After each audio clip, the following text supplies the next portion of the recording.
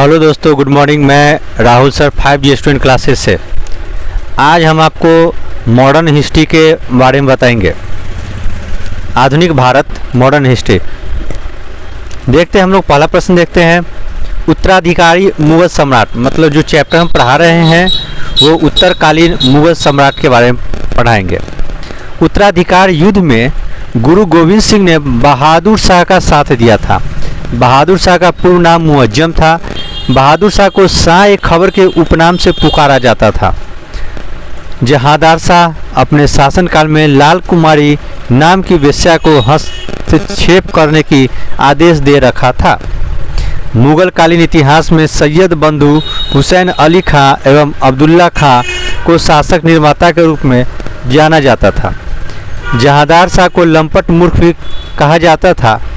फर्रुखसियर को मुगल वंश का घृणित कायर कहा गया है। सुंदर युवतियों के प्रति अत्यधिक रुझान के कारण मोहम्मद शाह को रंगीला बादशाह कहा जाता था। एक संगीतकार के रूप में मोहम्मद शाह ने अनेक ख्यालों की रचना की। तुरानी सैनिक हैदर बेग ने 9 अक्टूबर 1720 को सैयद बंधु हुसैन अली खां की हत्या कर दी।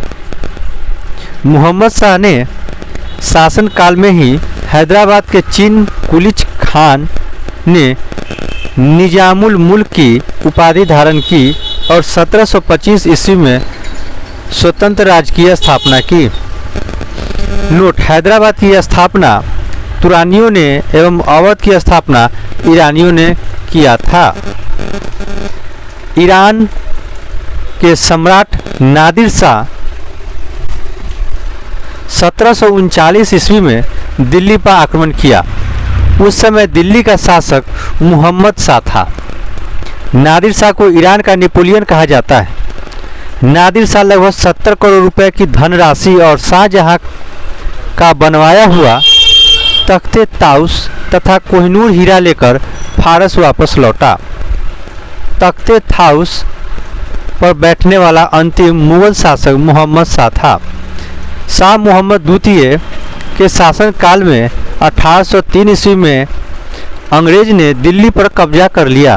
पानीपत का तृतीय युद्ध 1761 ईस्वी में मराठा एवं अहमद शाह अब्दाली की सेना के बीच हुआ। इस युद्ध में मराठों की हार हुई थी।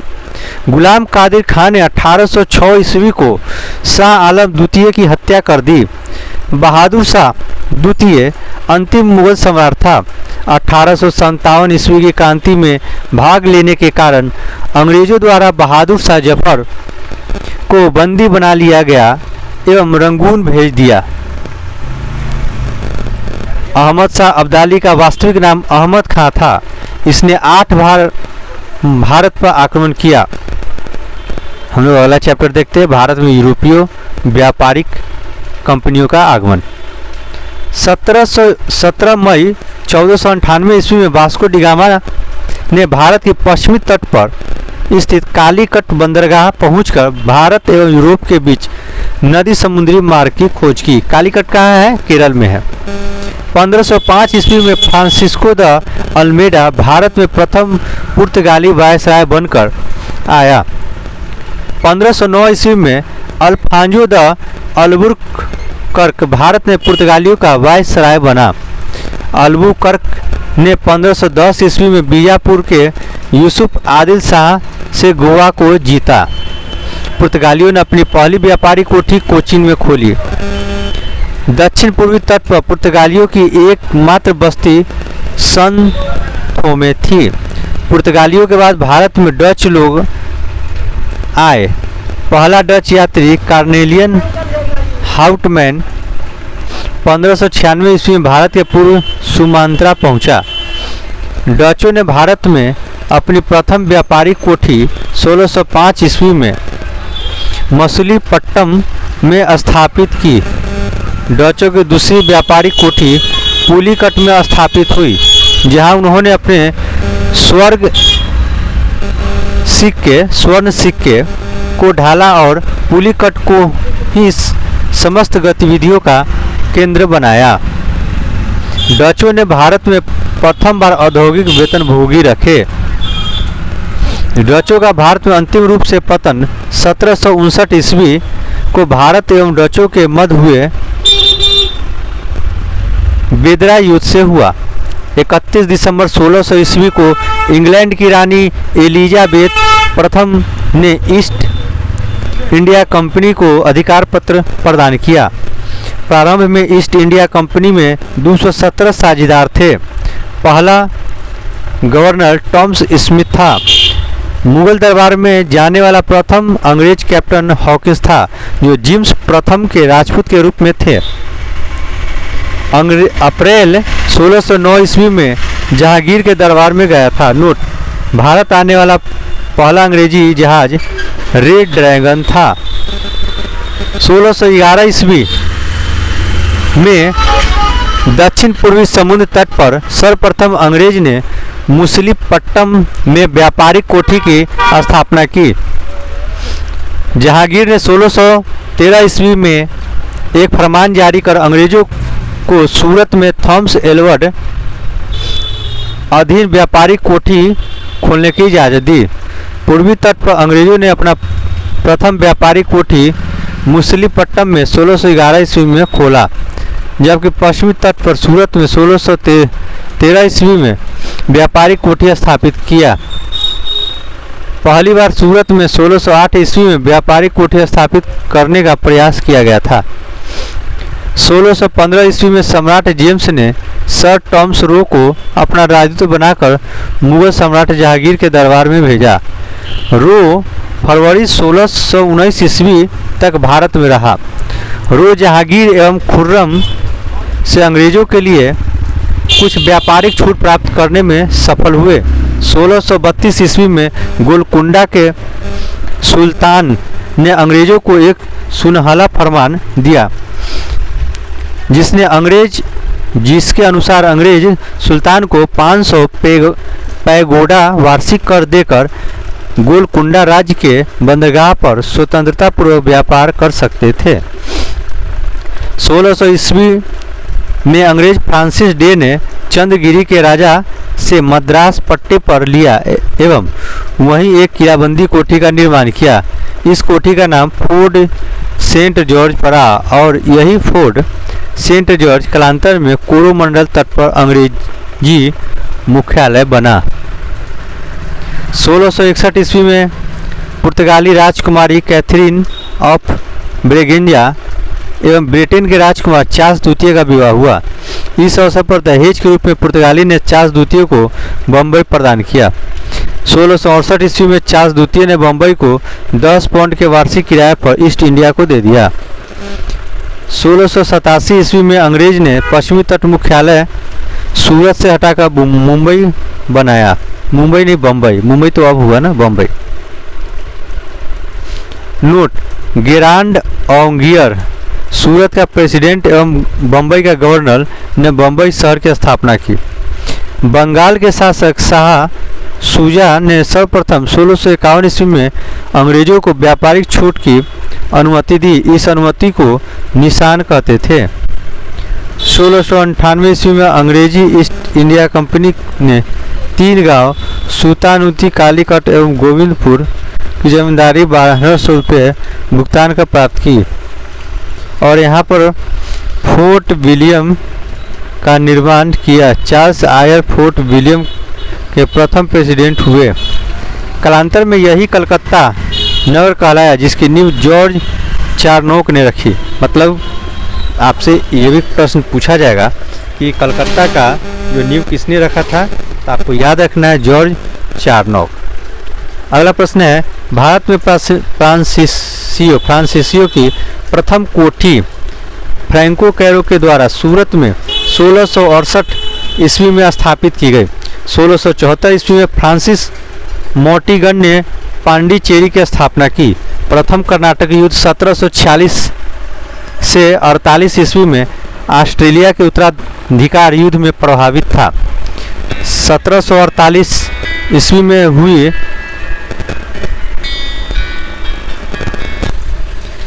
भारत में फ्रांसीसियों की प्रथम कोठी फ्रैंको कैरो के द्वारा सूरत में 1668 ईस्वी में स्थापित की गई।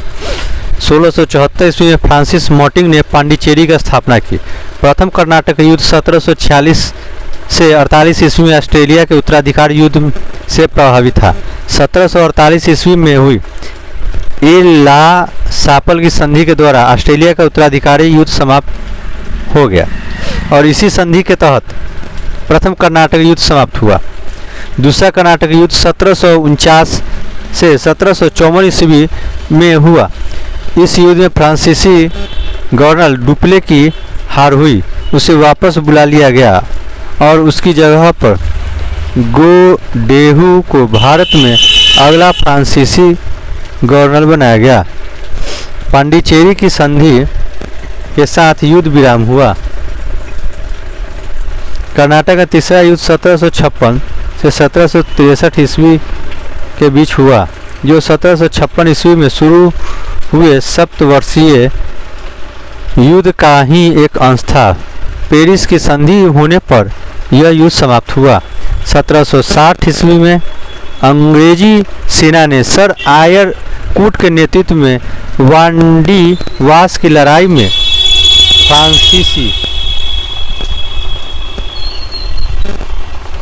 फ्रांसीसियों को बुरी तरह हराया। 1761 ईस्वी में अंग्रेजों ने पांडिचेरियों को फ्रांसीसियों से छीन लिया।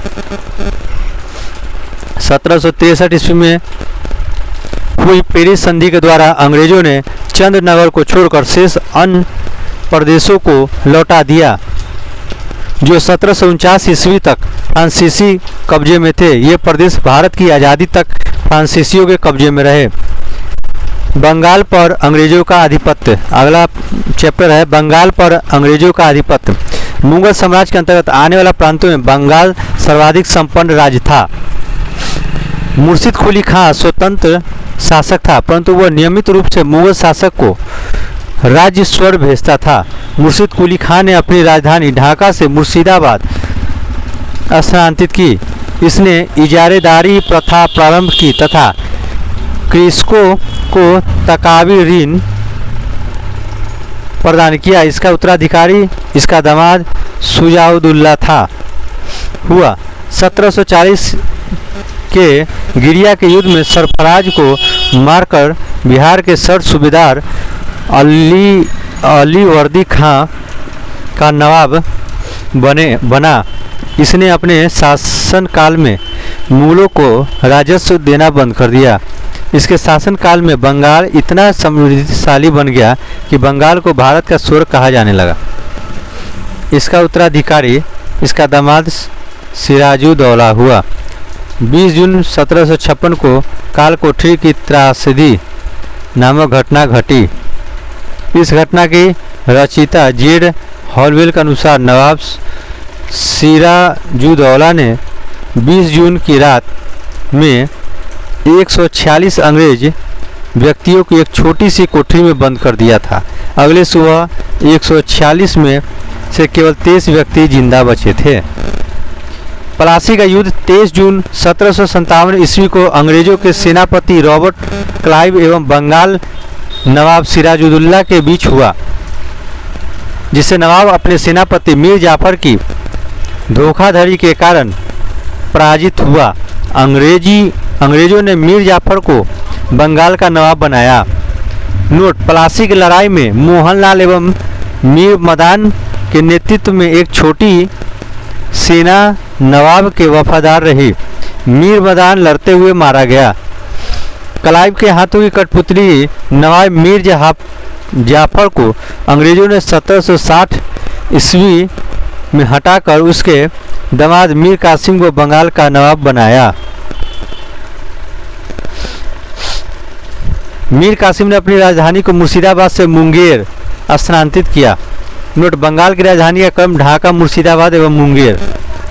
बक्सर का युद्ध 1764 ईस्वी में अंग्रेजों एवं मीर कासिम अवध के नवाब शुजाउद्दौला मुगल सम्राट शाह आलम द्वितीय के बीच हुआ।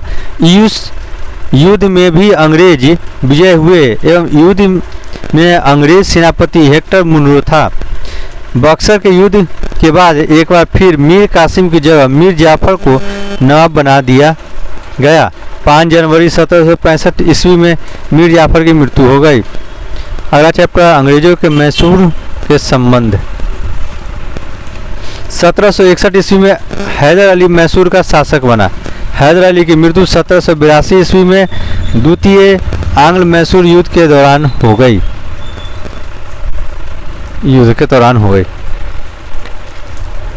हैदर अली का उत्तराधिकारी उसका पुत्र टीपू सुल्तान था।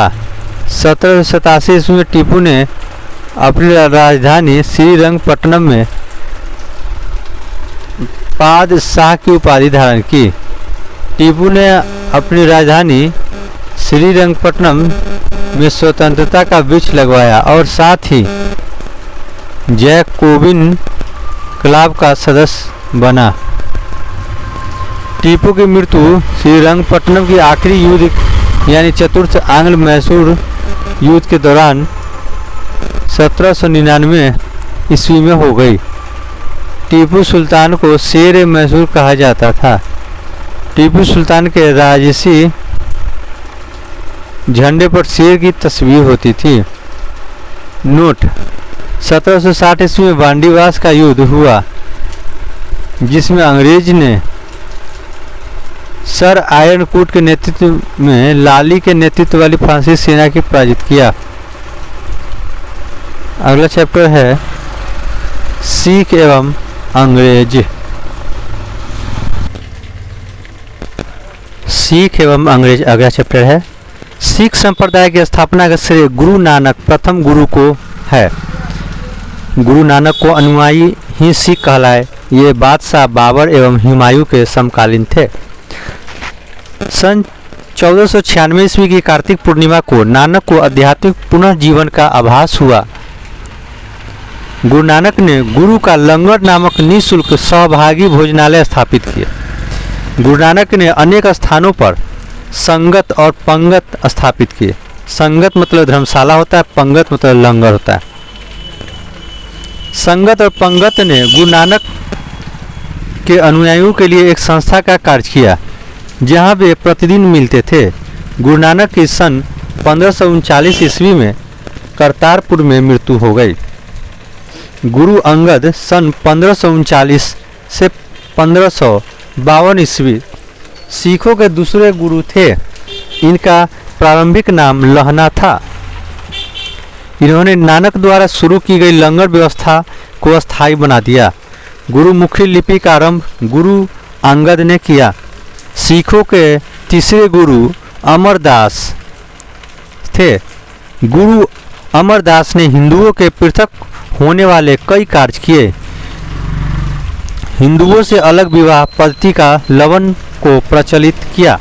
अकबर ने गुरु अमरदास से गोविंदवाल जाकर भेंट की और गुरु पुत्री बीबी भानी को कई गांव दान में दिए।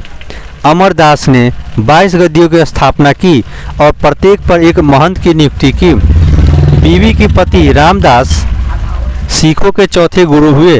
अकबर ने बीबी भानी को 500 बीघा भूमि दी। गुरु रामदास ने इसी भूमि पर अमृतसर नामक जलाशय खुदवाया और अमृतसर नगर की स्थापना की। गुरु रामदास ने अपने तीसरे पुत्र अर्जुन को गुरु का पद सौंपा। इस प्रकार उन्होंने गुरु पद को पैतृक बनाया। गुरु अर्जुन 1581 से 1606 ईस्वी सिखों के 5वें गुरु हुए। इन्होंने सिखों के धार्मिक ग्रंथ आदि ग्रंथ की रचना की। इसमें गुरु नानक की प्रेरणाप्रद प्रार्थनाएं और गीत संकलित है। नोट: गुरु ग्रंथ साहिब यारी आदि ग्रंथ में सिख गुरुओं के साथ साथ कबीर, नामदेव एवं रैदास की रचनाओं को भी सम्मिलित किया गया है। गुरु अर्जुन ने अमृतसर जलाशय के मध्य में हरमंदर साहब का निर्माण कराया। राजकुमार खुसरो की सहायता करने के कारण जहांगीर ने 1606 ईस्वी में गुरु अर्जुन को मरवा दिया। सिखों के छठे गुरु हरगोविंद हुए। इन्होंने सिखों को सैन्य संगठन का रूप दिया तथा अकाल तख्त या ईश्वर के सिंहासन का निर्माण करवाया। ये 2 तलवार बांधकर गद्दी पर बैठते थे एवं दरबार में नगारा बजाने की व्यवस्था की। इन्होंने अमृतसर की किलेबंदी की। सिखों के 7वें गुरु हर राय हुए। इन्होंने दारा सिखों को मिलने आने पर आशीर्वाद दिया। सिखों के 8वें गुरु हर किशन 1661 से 64 हुए। इनकी मृत्यु चेचक से हो गई थी। दिल्ली जाकर गुरु पद के बारे में औरंगजेब को समझाना पड़ा था। सिखों के 9वें गुरु तेंग बहादुर 1664 से 75 ईस्वी हुए। इस्लाम स्वीकार नहीं करने के कारण औरंगजेब ने इन्हें वर्तमान शीशगंज में गुरुद्वारा के निकट मरवा दिया। सिखों के 10वें एवं अंतिम गुरु गुरु गोविंद सिंह 1675 से 1708 हुए। इनका जन्म 1666 ईस्वी में पटना में हुआ था। पटना बिहार, पटना का राजधानी बिहार। गुरु गोविंद सिंह अपने को सच्चा पातशाह कहा। इन्होंने सिखों के लिए 5 ककार अनिवार्य किया, अर्थात प्रत्येक सिख को 5 प्रकार का सामान रखना है, जैसे केस, कंघा, कृपाल, कच्छा और करा रखने की अनुमति दी और सभी लोगों को अपने नाम के अंत में सिंह शब्द जोड़ने के लिए कहा गया। गुरु गोविंद सिंह का निवास स्थान आनंदपुर साहिब था। पटना साहिब यहाँ पे स्टेशन है, पटना में पटना साहिब उसी जगह है था एवं कार्यस्थली पाओता थी। इनके 2 पुत्र फतेह सिंह एवं जोरावर सिंह को सरहिंद के मुगल फौजदार वजीर खान ने दीवार में चिनवा दिया।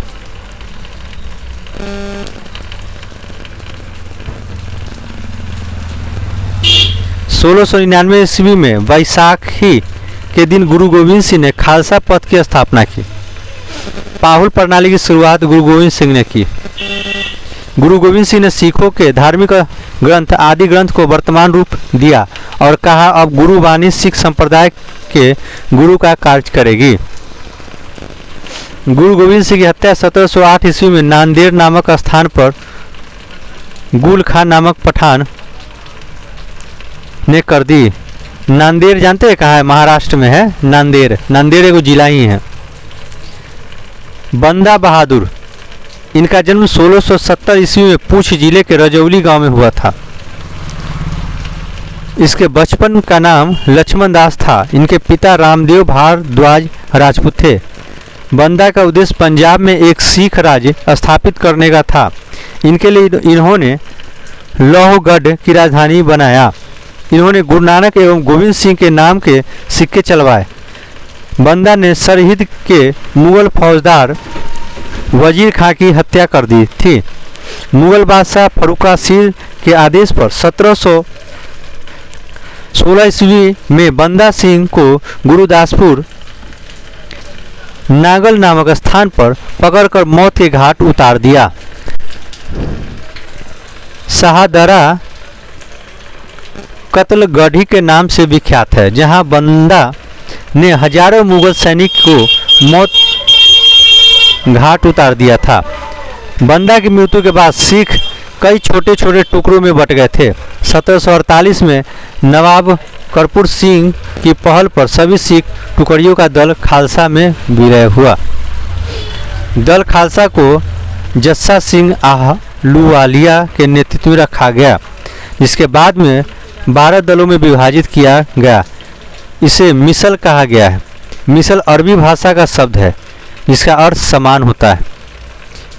रंजीत सिंह का जन्म गुजरावाला में 2 नवंबर 1780 को सुकुर चकिया मिसल के मुखिया महासिंह के यहाँ हुआ था।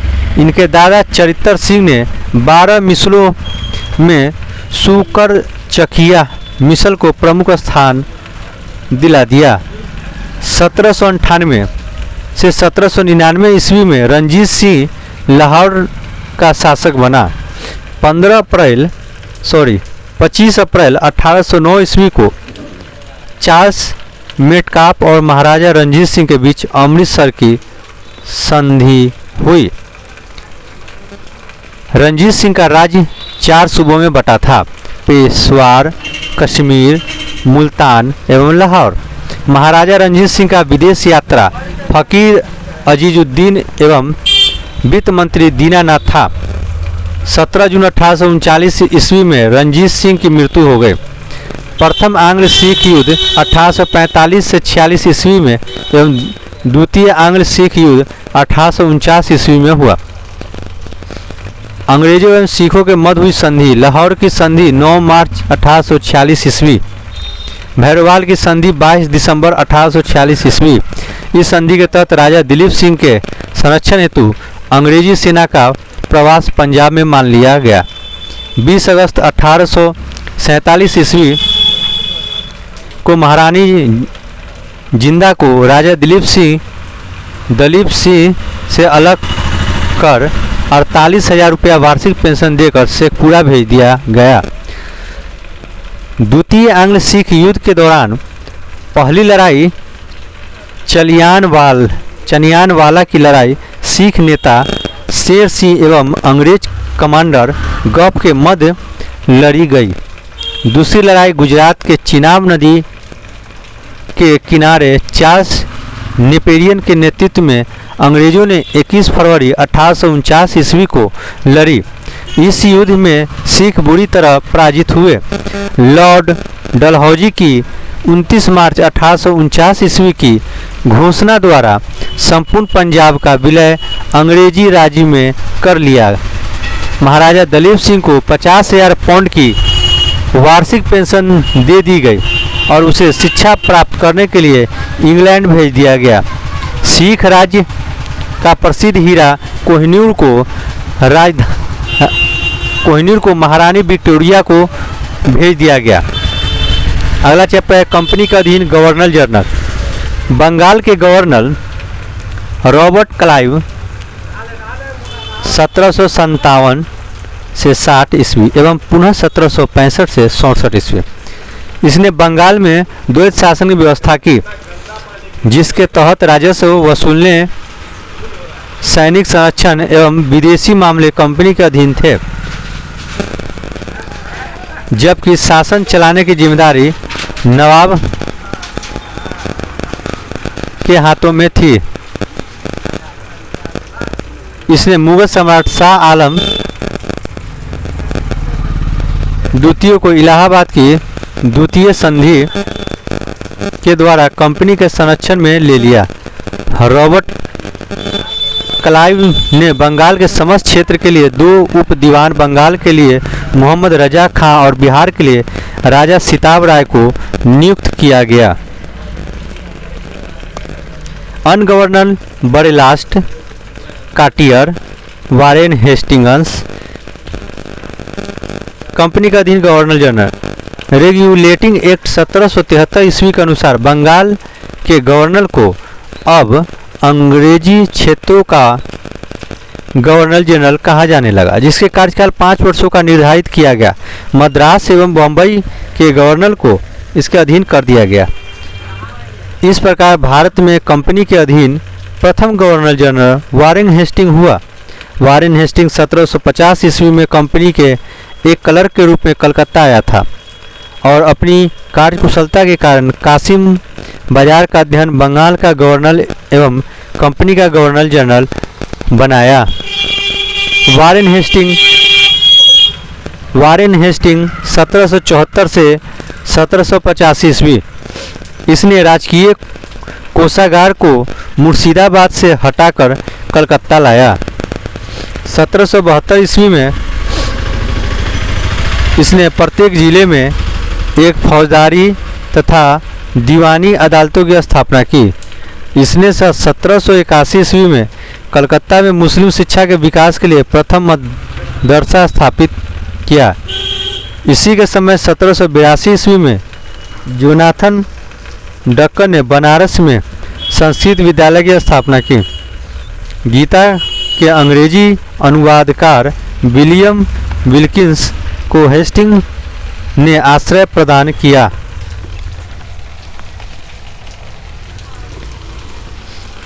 इसी के समय में सर विलियम जोन्स ने 1784 ईस्वी में the Asiatic Society of Bengal की स्थापना की। इसने मुगल सम्राट को मिलने वाला 26 लाख रुपए की वार्षिक पेंशन बंद करवा दी। इसी के समय में 1780 ईस्वी में भारत का पहला समाचार पत्र द बंगाल गजट का प्रकाशन जेम्स ऑगस्टस हिक्की ने किया था। ये ध्यान रखिएगा, वेरी वेरी इंपॉर्टेंट प्रश्न है। भारत का पहला समाचार पत्र 1780 ईस्वी में द बंगाल गजट का प्रकाशन जेम्स ऑगस्टस हिक्की ने किया था।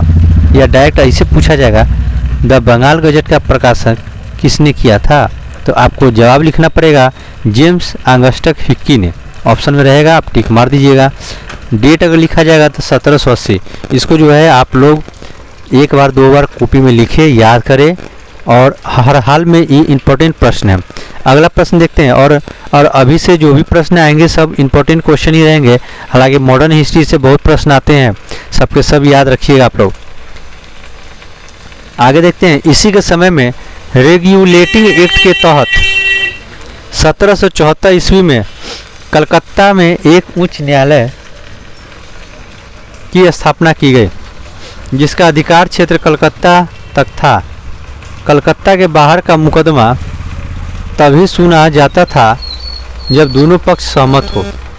इसने बंगाली ब्राह्मण नंद कुमार पर झूठा आरोप लगाकर न्यायालय से फांसी की सजा दिलवा दी थी। प्रथम आंग्ल मराठा युद्ध एवं द्वितीय आंग्ल मैसूर युद्ध वारेन हेस्टिंग के समय में ही लड़े गए।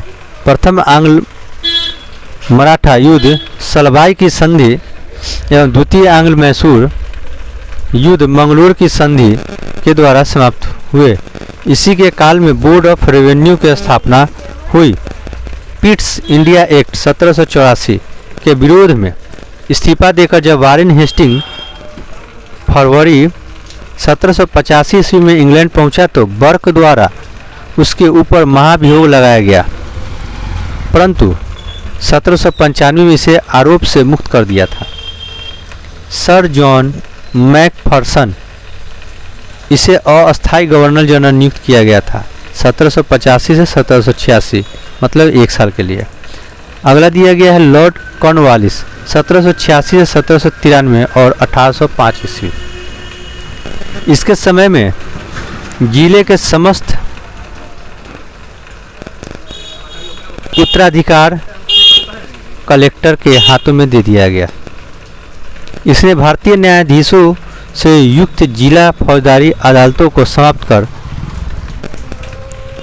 उसके स्थान पर 4 भ्रमण करने वाली अदालतें, जिनमें 3 बंगाल के लिए और 1 बिहार के लिए नियुक्त की। कॉर्नवालिस ने 1793 ईस्वी में प्रसिद्ध कॉर्नवालिस कोड का निर्माण करवाया, जो शक्तियों का पृथकीकरण सिद्धांत पर आधारित था। पुलिस कर्मचारियों के वेतन में वृद्धि के साथ ही ग्रामीण क्षेत्रों में पुलिस अधिकार प्राप्त जमींदारों को इस अधिकार से वंचित कर दिया। कंपनी के कर्मचारियों को व्यक्तिगत व्यापार पर प्रतिबंध लगा दिया। जिला में पुलिस स्थापना थाना की स्थापना कर एक दरोगा को इसका इंचार्ज बनाया।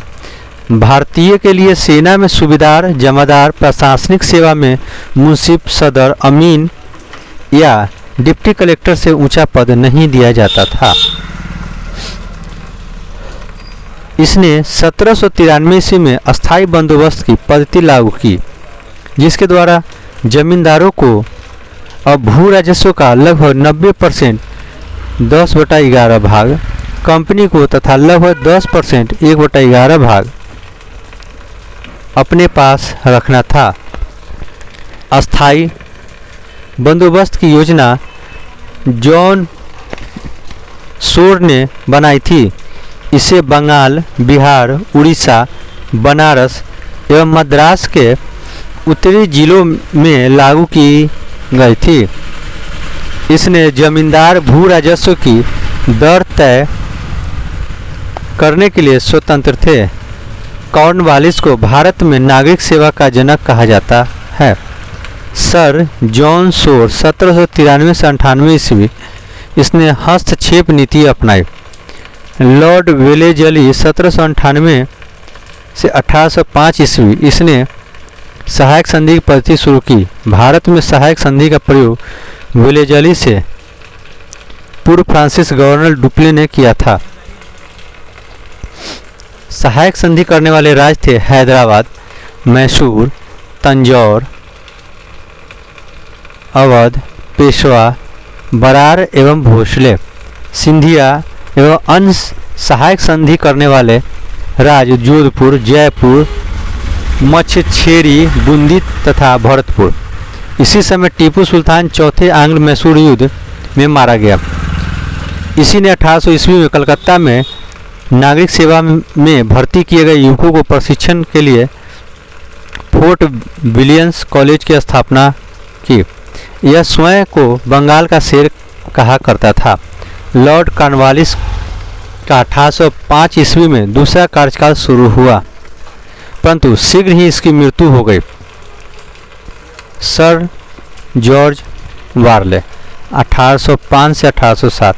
1806 ईस्वी में वेल्लोर में हुई सिपाही विद्रोह इसके काल का महत्वपूर्ण घटना।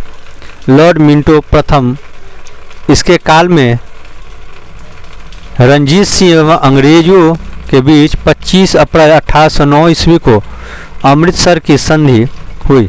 इसी के समय चार्टर एक्ट 1813 पास हुआ। इसी के समय आंग्ल नेपाल युद्ध 1814 से 16 ईस्वी में हुई। इसे नेपाल के अमर सिंह थापा को आत्मसमर्पण करना पड़ा था। मार्च 1816 ईस्वी में अंग्रेजों एवं गोरखों के बीच संगोली की संधि के द्वारा आंग्ल नेपाल युद्ध का अंत हुआ।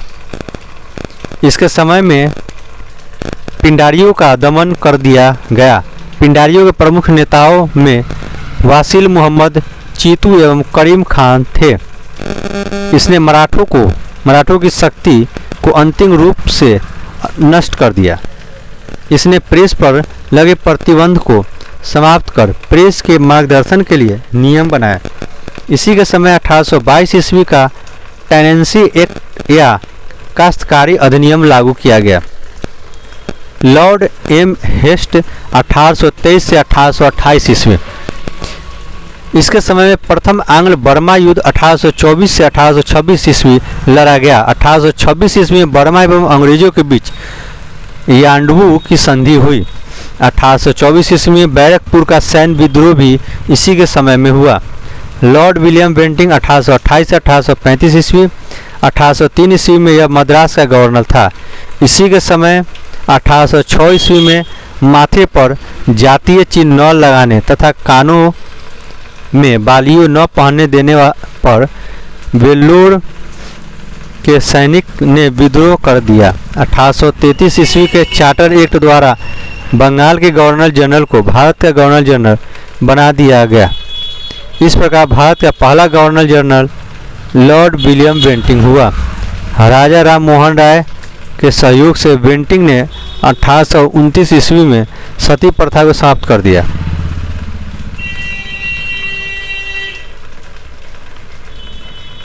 बेंटिंग ने इस प्रथा के खिलाफ कानून बनाकर 1829 ईस्वी में धारा 17 के द्वारा विधवाओं के सती होने पर अवैध घोषित कर दिया। नोट: अकबर और मराठा पेशवारों ने भी सती प्रथा पर रोक लगाने का प्रयास किया। बेंटिंग ने कर्नल सलीमन की सहायता से 1830 ईस्वी तक ठगी प्रथा को समाप्त कर दिया। सन 1835 ईस्वी में बेंटिंग ने कलकत्ता मेडिकल कॉलेज की स्थापना की। इसी के समय मैकाले की अनुशंसा पर अंग्रेजों को शिक्षा का माध्यम बनाया गया। मैकाले द्वारा कानूनों का वर्गीकरण भी किया गया। बेंटिंग ने 1831 ईस्वी में मैसूर तथा 1834 ईस्वी में कुर्ग एवं मध्य कचेर को हड़प लिया। इसने भारतीयों को उत्तरदायी पदों पर नियुक्त किया। इसने शिशु बालिका की हत्या पर भी प्रतिबंध लगा दिया।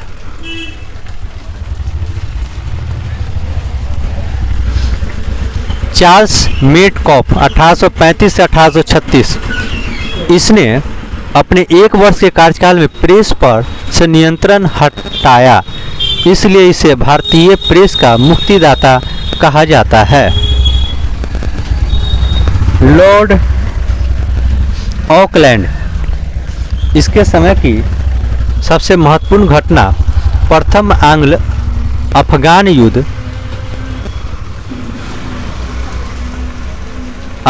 अफगान युद्ध 1839 ईस्वी में इसने कलकत्ता से दिल्ली तक ग्रैंड टैंक रोड का मरम्मत करवाया। इसी के समय भारतीय विद्यार्थियों को डॉक्टरी की शिक्षा हेतु विदेश जाने की अनुमति ब्रिटिश संसद ने प्रदान की। लॉर्ड एलिनबरो, प्रथम आंग्ल अफगान युद्ध समाप्त हुआ 1842 से 1844 ईस्वी। सिंध को अगस्त 1843 ईस्वी में पूर्ण रूप से ब्रिटिश साम्राज्य में मिला लिया गया। दास प्रथा का उन्मूलन इसी के समय में हुआ। लॉर्ड हार्डिंग 1844 से 1848 ईस्वी। इसके काल की सबसे महत्वपूर्ण घटना थी प्रथम आंग्ल सिख युद्ध 1845 से 1846 ईस्वी। इसमें अंग्रेज विजय हुए। इसने नरबलि प्रथा पर प्रतिबंध लगाया। लॉर्ड डलहौजी 1848 से 1856 ईस्वी। द्वितीय आंग्ल सिख युद्ध 1848 से 1849 ईस्वी तथा पंजाब का ब्रिटिश शासन में विलय जगत प्रसिद्ध सिख राज का प्रसिद्ध हीरा कोहिनूर महारानी विक्टोरिया भेज दिया गया। द्वितीय आंग्ल बर्मा युद्ध और सन 1852 ईस्वी में लोअर बर्मा एवं पीगू को अंग्रेजी राज्य में मिला लिया गया। डलहौजी ने सिक्किम पर 2 अंग्रेज डॉक्टरों के साथ दुर्व्यवहार का आरोप लगाकर सन 1850 ईस्वी में उस पर अधिकार कर लिया गया। 1852 ईस्वी में एक इनाम कमीशन की स्थापना की गई।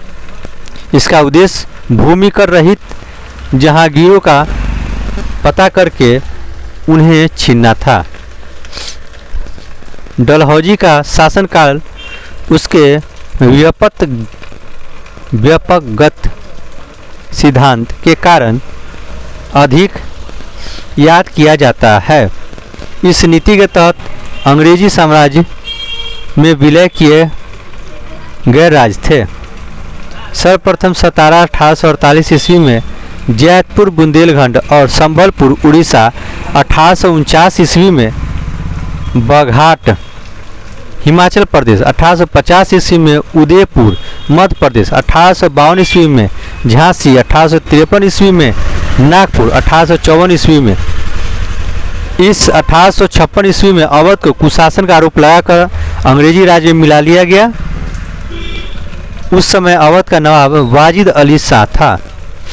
सन 1856 ईस्वी में इसने तोपखाने से मुख्यालय को कलकत्ता से मेरठ स्थानांतरित किया और सेना का मुख्यालय शिमला में स्थापित किया।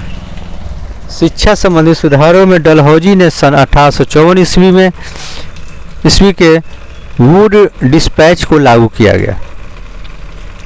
इसके अनुसार जिलों में एंग्लो वर्नाकुलम स्कूल, प्रमुख नगरों में सरकारी कॉलेजों तथा 1857 ईस्वी में तीनों प्रेसिडेंसियों कलकत्ता, मद्रास एवं बम्बई में एक विश्वविद्यालय